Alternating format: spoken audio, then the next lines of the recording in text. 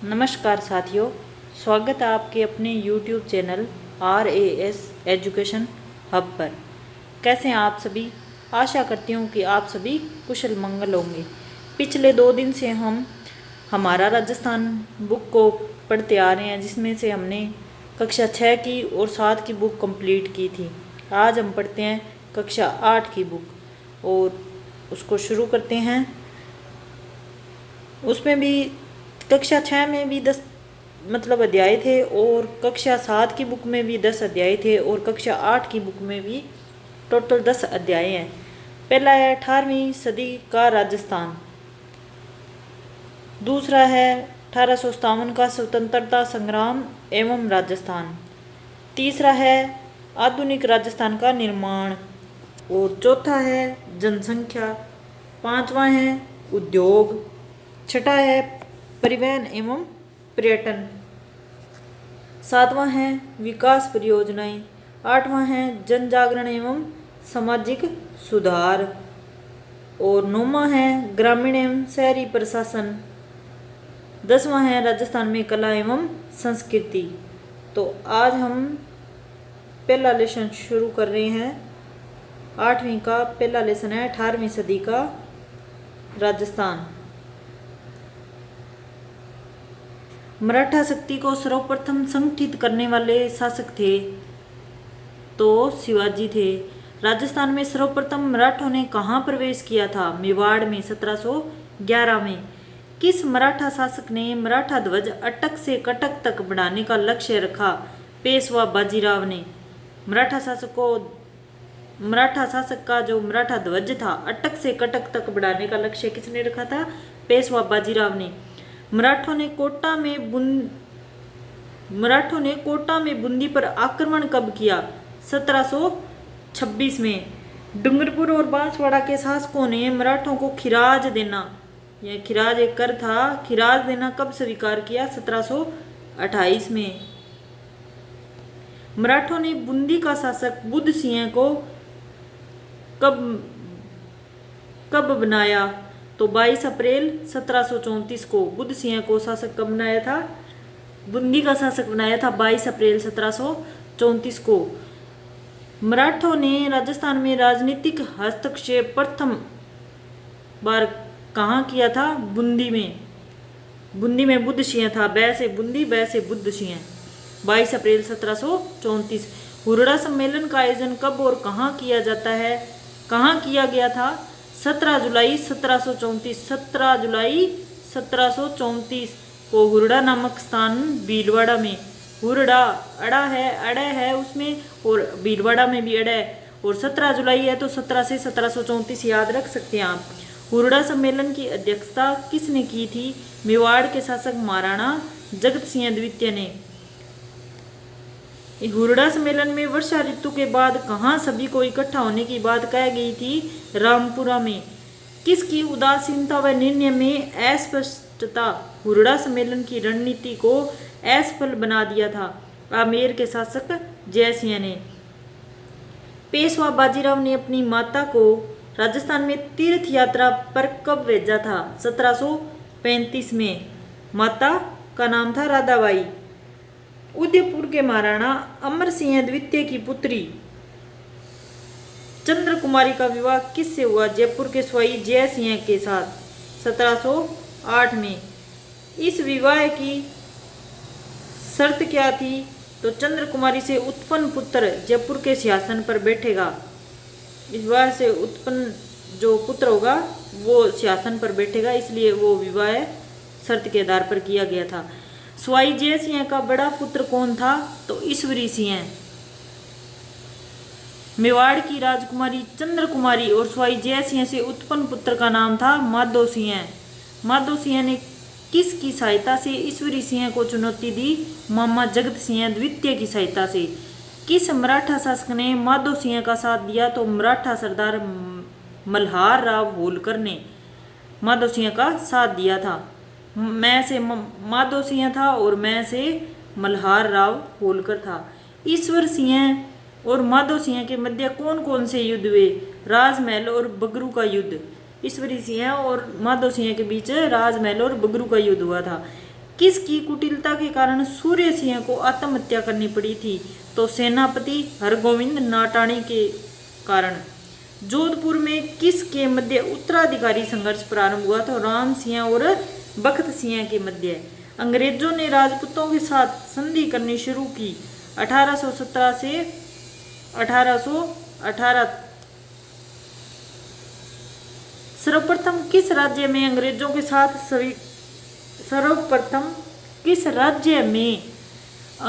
के साथ संधि स्वीकार की? 29 सितंबर 1803 को भरतपुर में। सर्वप्रथम भरतपुर में संधि हुई थी 29 सितंबर 1803 को। 1818 तक किस राज्य को छोड़कर सभी ने अंग्रेजों से संधि कर ली थी? तो सिरोही को छोड़कर। भरतपुर में सबसे पहले संधि हुई थी और किस लास्ट में मतलब सभी ने संधि कर ली, और कौन रहा था? सिरोही को छोड़कर सभी ने कर ली थी। सिरोही ने अंतिम में की थी, और कब संधि की थी? 1823 में। अहदनामा का अर्थ क्या है? इकरारनामा या समझौता पत्र। दूसरा अध्याय 1857 का स्वतंत्रता संग्राम एवं राजस्थान। कंपनी ने अतिरिक्त शासन में हस्तक्षेप करते हुए जोधपुर पर अधिकार कब कर लिया था? 1839 में। मांगरोल का युद्ध हुआ कोटा के महारावल और जालिम सिंह के मध्य। मांगरोल की युद्ध में जालिम सिंह की सहायता किसने की थी? अंग्रेजों ने। बांसवाड़ा के महारावल लक्ष्मण सिंह को नाबालिग बताते हुए अंग्रेजों ने बांसवाड़ा पर अधिकार कर लिया 1844 को, और जोधपुर पर किया था 1839 को, और बांसवाड़ा में किया था 1844 को। अंग्रेजों ने अलवर पर अधिकार कर अलवर को 2 भागों में विभाजित कर दिया था 1826 को। किसने नसीराबाद की सैनिक छावनी को लूटा? नसीराबाद की जो सैनिक छावनी थी उसको किसने लूटा था? डूंगजी और जवाहर जी और लोठू जाट ने। मेरवाड़ा बटालियन की स्थापना 1822 में। शेखावटी ब्रिगेड की स्थापना 1834 में। जोधपुर लीजियन का गठन 1835 में। मेवाड़ भील कोर की स्थापना 1841 में। कंपनी इन सभी बटालियन का रख रखाव से संबंधित खर्च किससे वसूला करते थे? तो संबंधित राज्य से। भारत में 1857 की क्रांति की शुरुआत कहाँ से हुई थी? इसने भारत का पूछा है, तो भारत में 1857 की क्रांति की शुरुआत 10 मई 1857 को मेरठ से हुई थी। 1857 के समय मेवाड़ के पॉलिटिकल एजेंट कौन थे? Major showers. मेवाड़ के पॉलिटिकल एजेंट मेजर शावर्स थे। मारवाड़ के पॉलिटिकल एजेंट मोकमेंसन थे। जयपुर के पॉलिटिकल एजेंट कर्नल ईडन थे। राजस्थान के एजीजी कौन थे? तो जॉर्ज पैट्रिक लॉरेंस थे। 1857 की क्रांति के समय राजस्थान में कितने सैनिक छावनी थी? 6। राजस्थान की सभी सैनिक छावनियों में भारतीय सैनिक कितने थे? तो 5000। मेरठ विद्रोह की सूचना लॉरेंस को कब मिली? 19 मई 1857 को माउंट आबू में। नसीराबाद छावनी ने कब विद्रोह किया? 28 मई 1857 को। नसीराबाद में किन अंग्रेज अधिकारियों की हत्या कर दी गई थी? तो नसीराबाद छावनी में किन अंग्रेज अधिकारियों की हत्या हुई थी?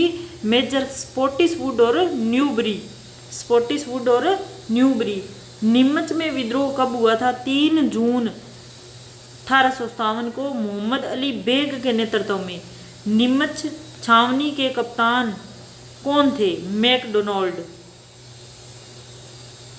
नीमच छावनी के कप्तान कौन थे? मैकडोनाल्ड।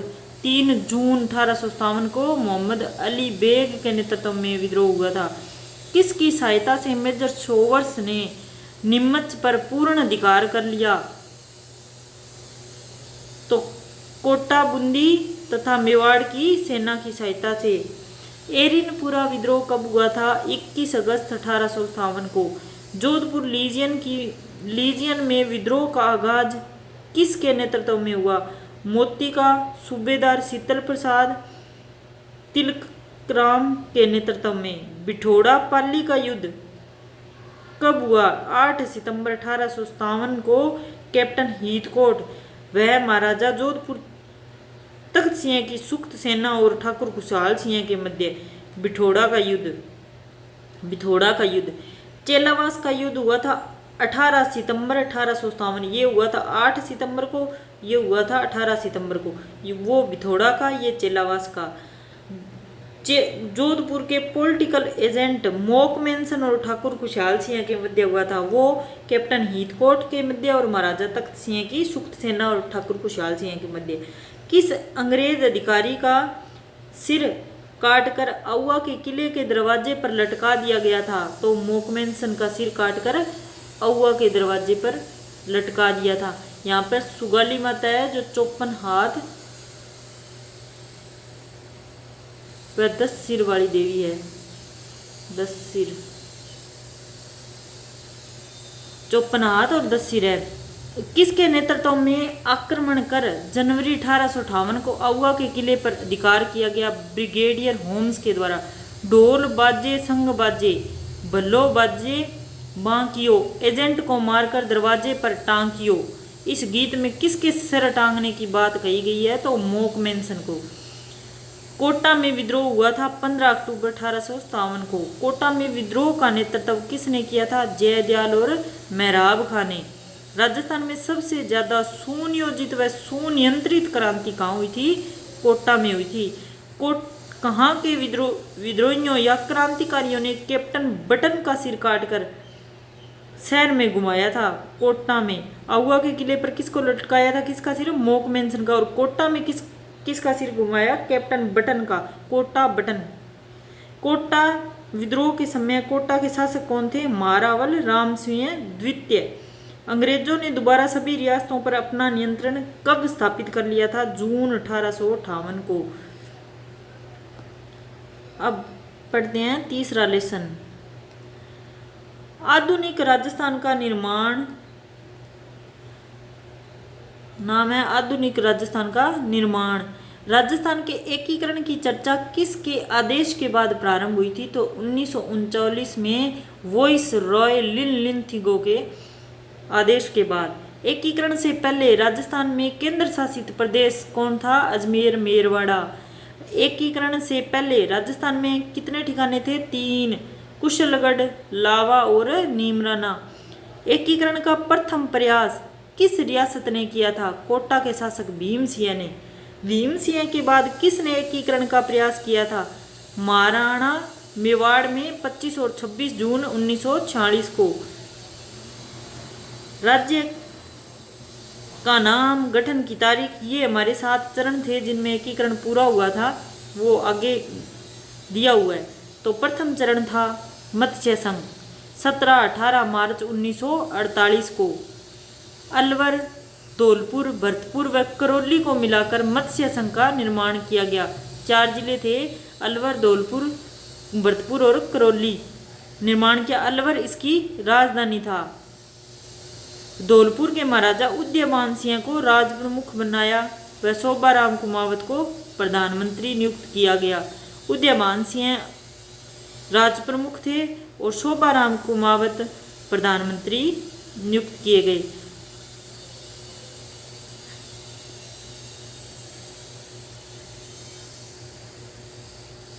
ये आप देख सकते हैं, ये अलवर है, ये अलवर है, ये भरतपुर है, ये धौलपुर है और ये करौली है। पूर्वी भाग जो था वो इसको मिलाकर मत्स्य संघ का निर्माण हुआ। फिर है द्वितीय भाग। द्वितीय जो चरण था वो था पूर्व राजस्थान या राजस्थान संघ। पहला था मत्स्य संघ, दूसरा था पूर्व राजस्थान या राजस्थान संघ। 25 मार्च 1948 बांसवाड़ा, कोटा, बूंदी, झालावाड़, टोंक, डूंगरपुर, प्रतापगढ़, किशनगढ़ व शाहपुरा रियासतों तथा कुशलगढ़ व लावा ठिकानों को मिलाकर द्वितीय चरण पूरा हुआ। कोटा को राजधानी बनाया गया। कोटा के महाराव भीम सिंह राज प्रमुख व गोकुललाल असावा प्रधानमंत्री बने थे। ये इतना आप नक्शे में देख रहे हैं कि ये पूरा हो गया। ये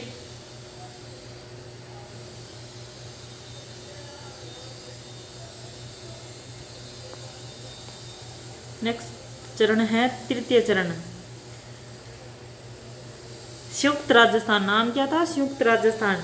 18 अप्रैल 1948 संयुक्त राजस्थान में उदयपुर मेवाड़ का विलय कर दिया गया। मेवाड़ के भूपाल सिंह को राज प्रमुख बनाया गया। माणिक्य लाल वर्मा प्रधानमंत्री नियुक्त हुए। पंडित जवाहरलाल नेहरू ने इस विलय का उद्घाटन किया था। यह तीसरा चरण था। अब चतुर्थ चरण वृहद राजस्थान। 30 मार्च 1949 राजस्थान दिवस कब मनाया जाता है? 30 मार्च को, क्योंकि लगभग मोटा मोटा तैयार हो गया था। 30 मार्च 1949 को राजस्थान चौथा चरण था, में राजस्थान दिवस 30 मार्च को मनाया जाता है।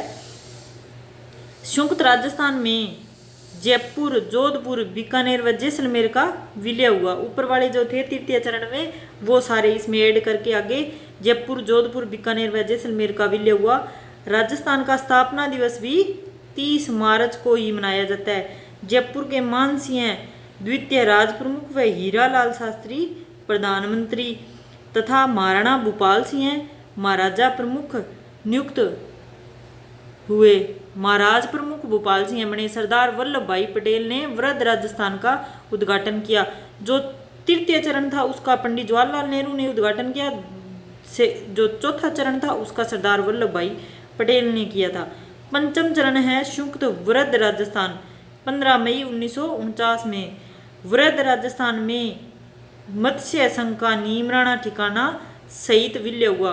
जो 2 ठिकाने थे कुशलगढ़ और लावा वो द्वितीय चरण में पूरे हुए थे, और पंचम चरण में लावा को इस नीमराणा ठिकाने के साथ इसका विलय कर दिया गया। अब है छठा और सातवां चरण। राजस्थान छठे चरण का नाम था राजस्थान। 26 जनवरी 1950 को सिरोही और देलवाड़ा व आबू क्षेत्र को छोड़कर विलय कर दिया गया था। लास्ट में कौन हुआ था? सिरोही का जो भाग था वही, मतलब जो थे वही ऐड हुए थे इसके अंदर। सप्तम भाग में 1 नवंबर 1956 को राजस्थान जो संघ था, राजस्थान में जो पूरा चरण इसके पूर्ण हो गए थे 1 नवंबर 1956 को राजस्थान का एकीकरण पूरा हो गया था। राजस्थान में एंडिंग में आबू, देलवाड़ा, अजमेर, मेरवाड़ा व मंदसौर मध्य प्रदेश के सुनेल टप्पा क्षेत्र का विलय कर एकीकरण की प्रक्रिया पूर्ण की गई। झालावाड़ का सिरोंज क्षेत्र मध्य प्रदेश को दे दिया गया था। अब चौथा लेसन, नाम है जनसंख्या। राजस्थान में जनगणना का कार्य किया जाता है। जनगणना हर 10 वर्ष से होती है। पशु जनगणना 5 वर्ष से होती है, और वन की जो जनगणना वो हर 1 वर्ष से होती है। भारत सरकार के निर्देश अनुसार जनगणना निदेशालय जयपुर द्वारा जनसंख्या कितने वर्षों में की जाती है? तो 10 वर्षों से। भारत में जनगणना का कार्य प्रारंभ कब हुआ था? 1872, जो ब्रिटिश काल में था।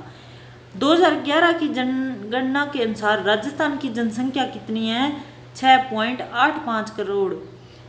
राजस्थान की जनसंख्या भारत की कुल जनसंख्या का कितना प्रतिशत है? तो 5.7%। राजस्थान की जनसंख्या की वृद्धि दर सन 2011 में कितनी रही थी?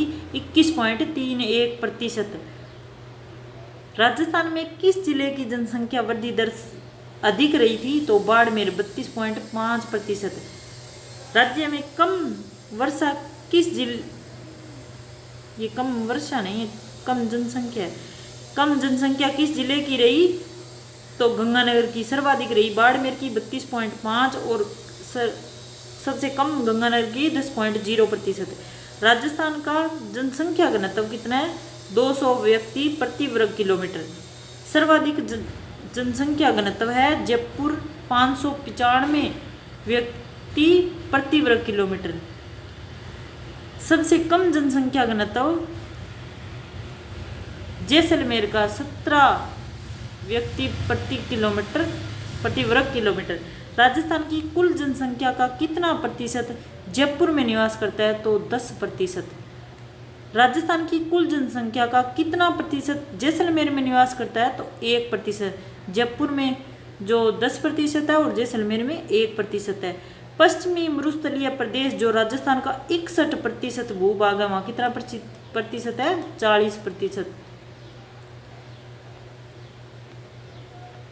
ये आगे प्रतिशत में जो जनसंख्या वो जिलों के हिसाब से दी हुई है, ये आप एक बार जरूर देख लेना।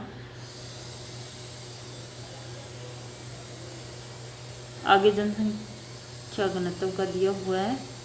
पश्चिमी मरुस्थलीय प्रदेश का जनसंख्या घनत्व है 130 व्यक्ति प्रति वर्ग किलोमीटर। पूर्वी मैदानी भाग जो राजस्थान का 20% है में कितना प्रतिशत जनसंख्या निवास करती है? तो 33%। और उसमें जो पश्चिमी मरुस्थलीय भाग है उसमें 60% क्षेत्रफल पर 40% जनसंख्या, 61% भूभाग पर 40% जनसंख्या निवास करती है। पूर्वी मैदानी भाग का जनसंख्या घनत्व कितना है? 332 व्यक्ति प्रति वर्ग किलोमीटर। ये आगे जनघनत्व दिया हुआ है, ये भी आप एक बार देख लेना। 2011 की जनगणना के अनुसार राजस्थान का लिंगानुपात कितना है? तो 928। 2011 की जनगणना के अनुसार 6 वर्ष से कम आयु के बच्चों का लिंगानुपात कितना है? 888। राजस्थान में सर्वाधिक लिंगानुपात कहाँ है? डूंगरपुर 994 महिलाएं प्रति 1000 पुरुष पर। और कम लिंगानुपात कहाँ है? धौलपुर में 846। सर्वाधिक डूंगरपुर और कम लिंगानुपात है वो धौलपुर में है। ये लिंगानुपात है प्रति 1000 पुरुषों पर महिलाओं की संख्या दी गई है यहाँ पर। 2011 की जनगणना के अनुसार राजस्थान की साक्षरता प्रतिशत कितना है? 66.11%। सर्वाधिक साक्षरता प्रतिशत किसमें है? कोटा में है 76.6%। सबसे कम साक्षरता वाला जिला है जालोर 52.12%। सर्वाधिक पुरुष साक्षरता किसमें है? झुंझुनू में। सर्वाधिक महिला साक्षरता कहाँ है? कोटा में। सबसे कम पुरुष साक्षरता कहाँ है? प्रतापगढ़ में। सबसे कम महिला साक्षरता जालोर में। सर्वाधिक पुरुष साक्षरता झुंझुनू में है और कम प्रतापगढ़ में है। और सर्वाधिक महिला साक्षरता कोटा में है और कम जालोर में है। नेक्स्ट पेज पर ये साक्षरता दर दी हुई है प्रतिशत में, ये भी आप देख लेना। राज्य की कुल जनसंख्या का कितना प्रतिशत भाग शहरी है? तो 25%। राजस्थान में सर्वाधिक नगरीय जनसंख्या किस जिले की है? तो कोटा की। राज्य में सबसे कम नगरीय जनसंख्या डूंगरपुर में। 2011 की जनगणना के अनुसार राजस्थान की कुल जनसंख्या का कितना प्रतिशत अनुसूचित जनजाति है? तो 13.5%। राजस्थान में कौन कौन सी जनजाति निवास करती है? भील, मीणा, डामोर, सांसी, ग्रासिया, सैरिया। राजस्थान में सर्वाधिक जनसंख्या किस जनजाति की है? तो मीणा की। राजस्थान की प्राचीन जनजातियां कौन सी है? भील। प्राचीन जनजाति कौन सी है? भील। डामोर जनजाति कहाँ पाई जाती है? डूंगर जिले के सिमलवाड़ा क्षेत्र में डामोर जनजाति पाई जाती है।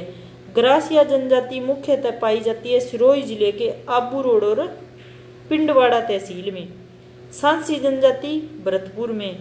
राजस्थान की कौन सी जनजाति है जिसे भारत सरकार ने आदिम जनजाति समूह की सूची में शामिल किया है? तो सहरिया जनजाति।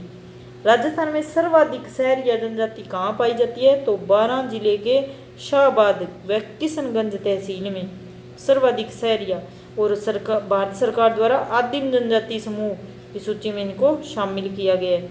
अब है 5वां लेसन उद्योग। ऊन से बनी बरड़ी। ऊन से बरड़ी बनती है और बरड़ी कहाँ की प्रसिद्ध है? जैसलमेर की। ऊन के कंबल बीकानेर के। जो तिलहन, बीज, मसाले, मोटे अनाज के उत्पादन में राजस्थान का स्थान क्या है? प्रथम। राजस्थान में देश का कितना प्रतिशत फॉस्फेट उत्पादन होता है? तो 90%। तांबे से बने उद्योग से संबंधित जिले हैं झुंझुनू, उदयपुर, अलवर, सिरोही और बीकानेर। सोने चांदी के आभूषण निर्माण के लिए प्रसिद्ध जिला है जयपुर। संगमरमर के लिए प्रसिद्ध स्थान है राजसमंद, नागौर, उदयपुर, अजमेर और बांसवाड़ा। लाल पत्थर के लिए प्रसिद्ध जिला है तो धौलपुर।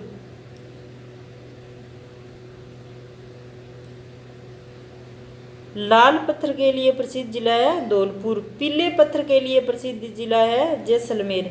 सूती वस्त्र की प्रथम मिल कहाँ और कब स्थापित हुई तो ब्यावर में कृष्णा मिल्स लिमिटेड 1889। राजस्थान की वस्त्र नगरी मैनचेस्टर, वस्त्र नगरी या मैनचेस्टर किसको कहा जाता है? भीलवाड़ा को। किन मिलों को मिलाकर राजस्थान राज्य सहकारी शिपिंग एवं जिनिंग मिल संघ की स्थापना की गई? हनुमानगढ़ की गंगापुर और गुलाबपुरा भीलवाड़ा की सहकारी वस्त्र मिल को। राजस्थान राज्य सहकारी शिपिंग एवं जिनिंग मिल संघ को किस नाम से जाना जाता है तो स्पिनफेड। सीमेंट उद्योग के लिए कच्चा माल है चूना पत्थर, जिप्सम और कोयला। राजस्थान में सीमेंट उद्योग के लिए किस कच्चे माल की सर्वाधिक उपलब्ध है तो चूना पत्थर। राजस्थान में प्रथम सीमेंट उद्योग की स्थापना लाखेरी बूंदी में हुई थी। सीमेंट उद्योग के लिए कौन सा जिला आदर्श जिला माना जाता है तो चित्तौड़गढ़। सर्वप्रथम कहाँ स्थापना की गई थी सीमेंट उद्योग की? लाखेरी बूंदी में, लेकिन सर्वाधिक आदर्श सीमेंट के लिए चित्तौड़गढ़ है। बिरला सीमेंट वर्क्स कहाँ पर स्थित है? चित्तौड़गढ़ में। JK व्हाइट सीमेंट कहाँ पर है? नागौर में। Shree cement Beawar, JK cement निमाहेड़ा। राजस्थान में प्रथम शक्कर मिल किस जिले में स्थापित की गई तो चित्तौड़गढ़ में। राजस्थान की प्रथम शक्कर मिल किस नाम से स्थापित की गई तो 1932 में the Mewar sugar mills Bhopal Sagar. The Mewar sugar mills Bhopal Sagar जो प्रथम शुगर मिल थी राजस्थान में किस क्षेत्र की है, मतलब निजी क्षेत्र में। राजस्थान में कहाँ कहाँ शुगर मिल्स हैं तो चित्तौड़गढ़, केशोरायपाटन और गंगानगर में। सेज का पूर्ण नाम क्या है? Special economic zone. सेज का पूरा नाम स्पेशल इकोनॉमिक जोन। राज्य का सबसे बड़ा सेज कहाँ स्थापित किया गया तो जयपुर के सीतापुरा में। छठा लेसन है परिवहन एवं पर्यटन। किसी क्षेत्र की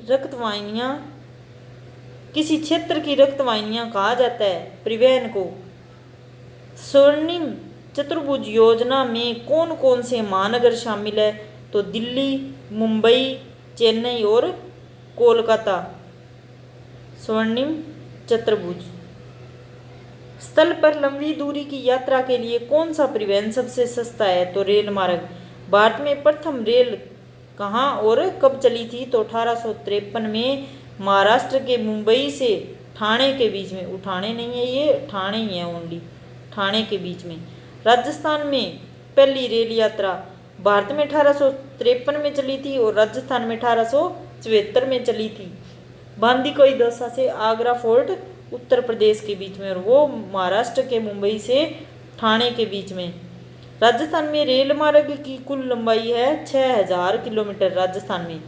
राजस्थान में कितने रेलवे जोन हैं तो 2, उत्तर पश्चिमी रेलवे जोन और पश्चिमी मध्य रेलवे जोन।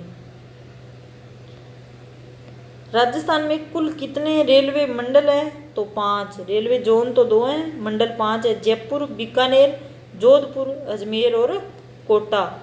राजस्थान के जयपुर में मेट्रो की शुरुआत जून 2015। राजस्थान का सबसे व्यस्तम हवाई अड्डा कौन सा है? सांगानेर हवाई अड्डा जयपुर का। महाराणा प्रताप हवाई अड्डा उदयपुर के डबोक में है। रातानाडा हवाई अड्डा जोधपुर में है। घड़ियाल और मगरमच्छ के संरक्षण के लिए प्रसिद्ध अभ्यारण्य कौन सा है? चंबल अभ्यारण्य में। पैलेस ऑन व्हील रेलगाड़ी कहाँ से कहाँ तक चलती है? दिल्ली से उत्तर प्रदेश के बीच चलती है पैलेस ऑन व्हील। राजस्थान के किन जिलों में पैलेस ऑन व्हील रेलगाड़ी चलती है तो जोधपुर, चित्तौड़गढ़, उदयपुर, जयपुर, सवाई माधोपुर और जैसलमेर और भरतपुर। पेइंग गेस्ट योजना का संबंध है पर्यटन विभाग से। ऊंट महोत्सव बीकानेर में, मरु महोत्सव जैसलमेर में, पतंग महोत्सव जयपुर में, कुंभलगढ़ महोत्सव राजसमंद में, मारवाड़ महोत्सव जोधपुर में। याद रखना, मरु महोत्सव जैसलमेर में और मारवाड़ महोत्सव जोधपुर में है। उदयपुर में कौन सा महोत्सव है? तो मेवाड़ महोत्सव। नेक्स्ट पेज, 7वां लेसन है विकास योजनाएं। कृषि संबंधी जो विकास योजनाएं हैं वो यहाँ दी गई है। पहले कृषि कल्याण कोष किसानों को उत्पाद का उचित मूल्य प्रदान करने के लिए है। राष्ट्रीय खाद्य सुरक्षा मिशन, गेहूं और दालों की उन्नत किस्मों का उत्पादन। राष्ट्रीय कृषि विकास योजना, कृषि और संबंधित क्षेत्रों में वृद्धि दर बढ़ाना। प्रधानमंत्री कृषि सिंचाई योजना है, फसलों को उन्नत बनाने के लिए सिंचाई हेतु पानी उपलब्ध कराना। प्रधानमंत्री फसल बीमा योजना, फसलों का बीमा करके किसानों को राहत देना। छठी है राष्ट्रीय आयुष मिशन, औषधीय पौधों की खेती को प्रोत्साहन तथा दवाओं के लिए कच्चे पदार्थों की उपलब्धता को सहज बनाना। 7वीं है किसान कलेवा योजना, किसानों को गुणवत्ता युक्त आहार पाने के लिए आर्थिक सहायता देना। राजीव गांधी कृषक साथी सहायता योजना है, कृषि और कृषि व्यापार के लिए व्यापारियों, कृषि श्रमिकों एवं मजदूरों को वित्तीय सहायता देना। राजीव गांधी कृषक साथी सहायता योजना। आर्थिक क्षेत्र की योजनाएं दी हुई है, तो पहली है भामाशाह रोजगार सृजन योजना, युवा शिक्षित बेरोजगारों, महिलाओं, अनुसूचित जाति, अनुसूचित जनजाति, दिव्यांगजनों को स्वरोजगार के अवसर उपलब्ध कराना। दूसरी है पंडित दीनदयाल उपाध्याय ग्रामीण कौशल योजना, ग्रामीण युवाओं में कौशल विकास द्वारा गरीबी का निवारण करना। तीसरी है मुख्यमंत्री युवा संबल योजना, शिक्षित युवाओं को 2 वर्ष की अवधि के लिए बेरोजगारी भत्ता देना। चौथी है भामाशाह योजना, वित्तीय एवं गैर वित्तीय लाभों को सीधे जरूरतमंदों तक पहुंचाना। अब आती है स्वास्थ्य संबंधी योजनाएं। पहली है राजस्थान जननी शिशु सुरक्षा योजना, मातृ एवं शिशु मृत्यु दर को कम करना। दूसरी है आशा योगिनी, गर्भवती महिलाओं के सुरक्षित प्रसव, स्वास्थ्य देखभाल, घर पर पोषण एवं पोषण युक्त सहायक उपलब्ध कराना। तीसरी है राष्ट्रीय स्वास्थ्य मिशन, ग्रामीण एवं शहरी क्षेत्रों में स्वास्थ्य प्रणाली को मजबूत करते हुए न्याय संगत, सस्ती एवं गुणवत्ता युक्त स्वास्थ्य सेवाओं को सार्वभौम बनाना। चौथी है जननी एक्सप्रेस, गर्भवती महिलाओं एवं नवजात शिशुओं को चिकित्सा संस्थानों तक लाना एवं घर ले जाना। 5वीं आयुष्मान भारत, सरकारी एवं निजी अस्पतालों में सामाजिक एवं आर्थिक रूप से पिछड़ी जातियों को कैशलेस इलाज उपलब्ध कराना। मुख्यमंत्री निःशुल्क दवा योजना एवं मुख्यमंत्री निःशुल्क जांच योजना। छठी सर्वाधिक उपयोग में आने वाली दवा राज्य के सभी चिकित्सा संस्थानों में निःशुल्क उपलब्ध कराना एवं वहां बीमारियों की निःशुल्क जांच प्रदान करना। नेक्स्ट पेज पे महिला सशक्तिकरण संबंधी योजनाएं। पहला है बेटी बचाओ बेटी पढ़ाओ, कन्या भ्रूण हत्या रोकना, बालिका शिक्षा को प्रोत्साहन देना। दूसरी है स्वावलंबन योजना, गरीब महिलाओं, विधवा, परित्यक्ता और ग्रामीण महिलाओं के जीवन स्तर में सुधार। तीसरी है साझा अभियान, बाल विवाह से मुक्ति प्राप्त करना। चौथी है गरिमा बालिका संरक्षण एवं सम्मान योजना, बालिका संरक्षण में संलग्न व्यक्तियों एवं संगठनों को सम्मानित करना। 5वीं है मुख्यमंत्री राजश्री योजना, लड़कियों में शिक्षा एवं स्वास्थ्य की स्थिति में सुधार करना। छठी है IM शक्ति फंड, महिला स्वयं सहायता समूह को आर्थिक सहायता प्रदान कर महिलाओं को आत्मनिर्भर बनाना। ग्रामीण विकास की योजनाएं दी गई आगे, इसमें है पहली है मुख्यमंत्री आदर्श ग्राम पंचायत योजना, चयनित गांव में कृषि, शिक्षा, स्वास्थ्य, पर्यावरण के साथ साथ लोकतांत्रिक मूल्यों का विकास करना। दूसरी है स्वच्छ भारत अभियान, स्वच्छता हेतु देश को खुला शौच मुक्त बनाना, कचरे का संग्रहण एवं निस्तारण आदि। अटल भूजल योजना, सामुदायिक सहयोग के माध्यम से भूजल प्रबंधन में सुधार लाना। चौथी है स्पेशल एरिया डेवलपमेंट प्रोग्राम, विशेष क्षेत्रों जैसे मेवात, डांग, मगरा, सीमांत क्षेत्रों का विकास करना। पांचवी है मनरेगा, महात्मा गांधी राष्ट्रीय ग्रामीण रोजगार गारंटी योजना में ग्रामीण परिवारों को वर्ष में न्यूनतम 100 दिन का रोजगार उपलब्ध कराना। छठी है प्रधानमंत्री आवास योजना, ग्रामीण क्षेत्रों में पक्के मकान उपलब्ध कराना। सातवें है ग्रामीण गौरव पथ, ग्रामीण सड़कों को मेगा हाईवे से जोड़ना। आठवीं है प्रधानमंत्री ग्राम सड़क योजना, ग्रामीण क्षेत्रों में सड़कों का निवास करना। आठवां लेसन है जन जागरण एवं सामाजिक सुधार हेतु राजकीय प्रयास, समाज में जो जो सुधार करने के लिए सरकार द्वारा जो भी प्रयास किए गए हैं वो इसमें दिए गए हैं। इसमें भूदान आंदोलन की शुरुआत किसने की थी? विनोबा भावे। भूदान आंदोलन की शुरुआत कब और कहाँ हुई थी? 18 अप्रैल 1951 को तेलंगाना के तिरुच्चिपल्ली में विनोबा भावे द्वारा। भूदान आंदोलन किससे संबंधित है? जमीनी स्वामित्व की विषमता दूर करने के से संबंधित है। विनोबा भावे की अपील पर राजस्थान के किस जिले में भूदान किया गया? नागौर में। राज्य सरकार ने कौन सा अधिनियम पारित किया? ग्रामदान अधिनियम 1971। आजादी के समय राजस्थान का कितना प्रतिशत जनसंख्या कृषि पर निर्भर थी? 75%। राजस्थान काश्तकारी अधिनियम 1955। भू राजस्व अधिनियम 1956। संविधान का अनुच्छेद 17 किससे संबंधित है? छुआछूत से। अस्पृश्यता उन्मूलन के लिए भारत सरकार ने कौन सा अधिनियम पारित किया था? नागरिक अधिकार संरक्षण अधिनियम 1955। और 55 में ही राजस्थान काश्तकारी अधिनियम लागू हुआ था। किसने कहा कि आप किसी राष्ट्र में महिला की स्थिति देखकर उस राष्ट्र की हालात बता सकते हैं? तो पंडित जवाहरलाल नेहरू ने।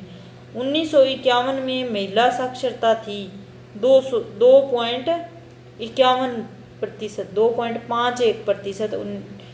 1951 में महिला साक्षरता थी। 2011 के आंकड़ों के अनुसार राजस्थान की महिला साक्षरता कितनी होगी? 5.2। यहाँ 2.51 है, यहाँ मान लेना 5.2 है, तो 52.10। राजस्थान में महिला आयोग का गठन किया गया 15 मई 1999 को। महिला आयोग में कुल सदस्य कितने होते हैं? 4। महिला आयोग के अध्यक्ष का कार्यकाल होता है 3 वर्ष। इसमें 3 सदस्य है और 1 अध्यक्ष, और अध्यक्ष का कार्यकाल कितना होता है? 3 वर्ष। सबला योजना का पूर्ण रूप है राजीव गांधी किशोरी सशक्तिकरण योजना।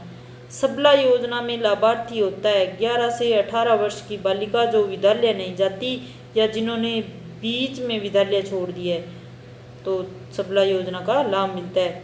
बेटी बचाओ बेटी पढ़ाओ योजना की शुरुआत की गई थी 2015 में घटते लिंगानुपात को ध्यान में रखा। हिंदू उत्तराधिकारी दत्तक ग्रहण एवं संरक्षण अधिनियम है अधिनियम 1956। दहेज निषेध अधिनियम कौन सा अधिनियम है? दहेज निषेध अधिनियम 1961। ईवीएम मशीन में अधिकतम कितने उम्मीदवारों को वोट दिया जा सकता है? 16। नोटा का पूर्ण रूप क्या है? None of the above. कई बातें बेसिक होती है जो हमें कई बार नहीं पता होती।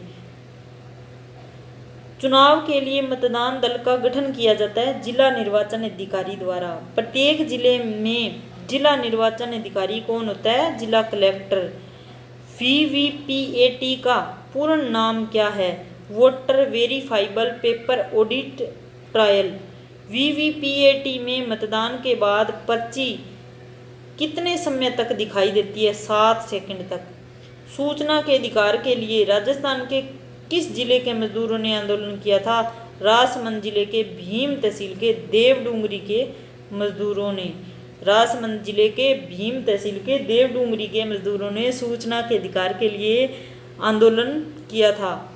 इस मांग को पूरा करने के लिए राजस्थान में कौन सा कानून बनाया गया? सूचना का अधिकार कानून। सूचना का अधिकार कानून कब बनाया गया? 2000 में। राजस्थान सूचना का अधिकार कानून बनाने वाला देश का कौन सा राज्य है? प्रथम राज्य राजस्थान है। भारत सरकार ने सूचना का अधिकार कानून के रूप में कौन सा कानून लागू किया? सूचना का अधिकार अधिनियम 2005 बनाया गया सन 2000 में और लागू किया गया सूचना का अधिकार अधिनियम 2005 में। आरटी 2009 के आधार पर राजस्थान में कौन सा कानून बनाया गया? राजस्थान निःशुल्क एवं अनिवार्य बाल शिक्षा अधिकार अधिनियम 2010। राजस्थान निःशुल्क एवं अनिवार्य बाल शिक्षा अधिकार अधिनियम 2010 कब लागू हुआ था? तो 1 अप्रैल 2011 से लागू हुआ था और बना था 2010 में। यह अधिनियम किस आयु के बच्चों पर लागू होता है? तो 6 से 14 वर्ष के बच्चों पर।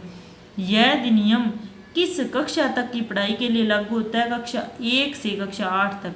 निजी स्कूलों में कमजोर एवं पिछड़े वर्ग के बच्चों के लिए आरटी एक्ट के अधीन कितना प्रतिशत सीटें आरक्षित है? तो 25%। संयुक्त राष्ट्र की आम सभा द्वारा बाल अधिकार समझौते को कब पारित किया गया था? तो 20 नवंबर 1989 को। भारत ने इस समझौते पर हस्ताक्षर कब किए थे? यानी बाल अधिकार समझौता 1992 में। राजस्थान में चाइल्ड हेल्प लाइन नंबर कौन सी है? 1098 चाइल्ड हेल्प लाइन नंबर है। राजस्थान में जन सामान्य की समस्याओं को दर्ज करने के लिए कौन सा पोर्टल शुरू किया गया? तो राजस्थान संपर्क पोर्टल। सिटीजन कॉल सेंटर का नंबर है 181 और चाइल्ड हेल्प लाइन नंबर कौन सा है? 1098।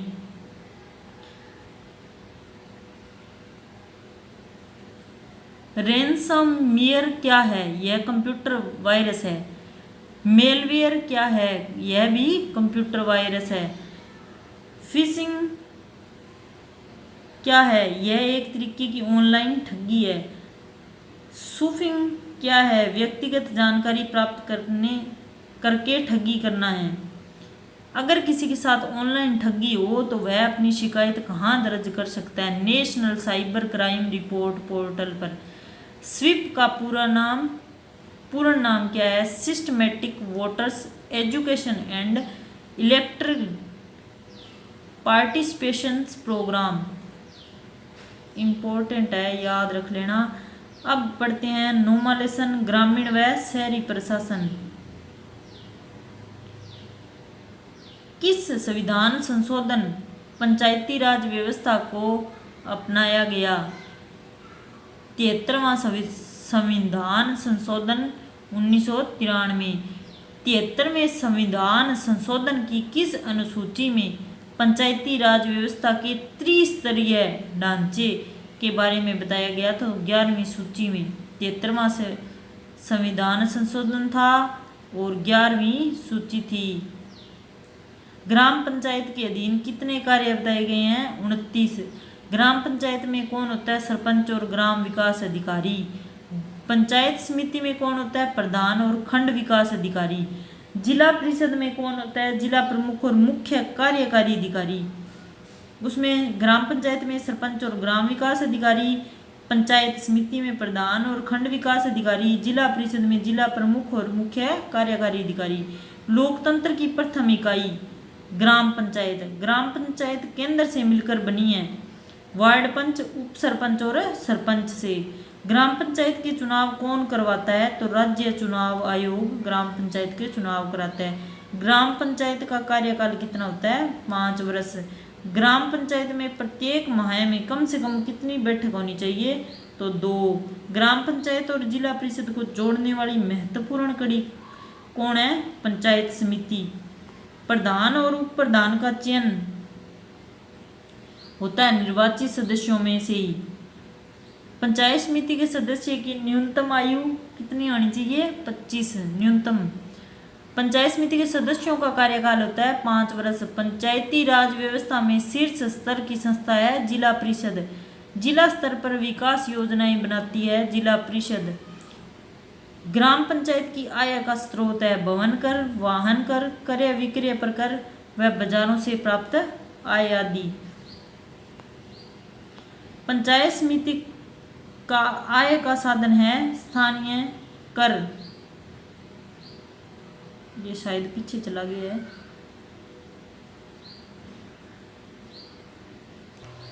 प्रधान और उप प्रधान का चयन होता है निर्वाचित सदस्यों में से ही। पंचायत समिति के सदस्य की न्यूनतम आयु होनी चाहिए 25 वर्ष। पंचायत समिति के सदस्यों का कार्यकाल 5 वर्ष। पंचायती राज व्यवस्था में शीर्ष स्तर की संस्था है जिला परिषद। जिला स्तर पर विकास योजनाएं बनाती है जिला परिषद। ग्राम पंचायत की आय का स्रोत है भवन कर, वाहन कर, क्रय विक्रय पर कर व बाजारों से प्राप्त आय आदि। पंचायत समिति का आय का साधन है स्थानीय कर व शुल्क से प्राप्त आय, राज्य सरकार से प्राप्त अनुदान आदि। जिला परिषद की आय का साधन है केंद्र व राज्य सरकार द्वारा प्राप्त अनुदान, पंचायत समिति से की गई वसूली और राजस्व का प्राप्त निश्चित हिस्सा। ग्राम सभा की बैठक कब मनाई जाती है? प्रत्येक 3 माह में एक बैठक बुलाई जाती है ग्राम सभा की। ग्राम सभा की बैठक किस किस तारीख को होती है? तो 26 जनवरी, 1 मई, 15 अगस्त और 2 अक्टूबर। आप ये याद रखना कि 26 जनवरी, 15 अगस्त और 2 अक्टूबर तो याद रह ही जाएगा, बस 1 मई को याद रख लेना। 1 मई को ऐसे कैसे भी। 23वां पॉइंट है ग्राम न्यायालय एक्ट पारित हुआ 2008 में। राजस्थान में पहला ग्राम न्यायालय स्थापित किया गया था जयपुर के बस्सी में। पहला ग्राम न्यायालय जयपुर के बस्सी में स्थित किया गया था। नगर निगम के लिए क्या नियम है? जहां 5 लाख से ज्यादा जनसंख्या और सालाना 1 करोड़ से ज्यादा आय हो नगर निगम बनाया जाता है। जहाँ नगर परिषद कैसे बनता है? जहाँ की जनसंख्या 1 लाख से ज़्यादा हो और 5 लाख से कम होती है। और यहाँ पर नगर निगम में 5 लाख से ज़्यादा जनसंख्या और 1 करोड़ आय होती है वहाँ। और नगर परिषद में 1 लाख से ज़्यादा और 5 लाख से कम होती है। जहाँ जनसंख्या 15,000 से ज़्यादा और 1 लाख होती है तो वहाँ नगर पालिका होती है। नगर निगम का अध्यक्ष कहलाता है महापौर। नगर परिषद का अध्यक्ष कहलाता है सभापति। नगर पालिका का अध्यक्ष कहलाता है नगर पालिका अध्यक्ष। यहाँ होती है 15,000 से ज़्यादा जनसंख्या, यहाँ होती है 1 लाख से ज़्यादा जनसंख्या और यहाँ होती है 5 लाख से ज़्यादा जनसंख्या और 1 करोड़ सालाना आय 1 करोड़। नगर निगम महापौर, नगर परिषद सभापति, नगर पालिका का अध्यक्ष, नगर पालिका अध्यक्ष।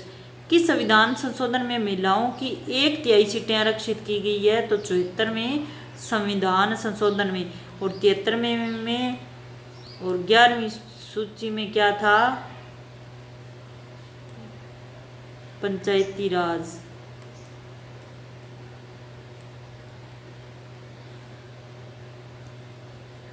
राजस्थान में कला व संस्कृति। 10वां लेसन है राजस्थान में कला व संस्कृति। बूंदी दुर्ग का निर्माण किसने करवाया था? राव बरसिंह ने 1354 में। किस दुर्ग में छत्रसाल महल, यंत्रशाला, अनुरोध महल बना हुआ है? तो बूंदी दुर्ग में।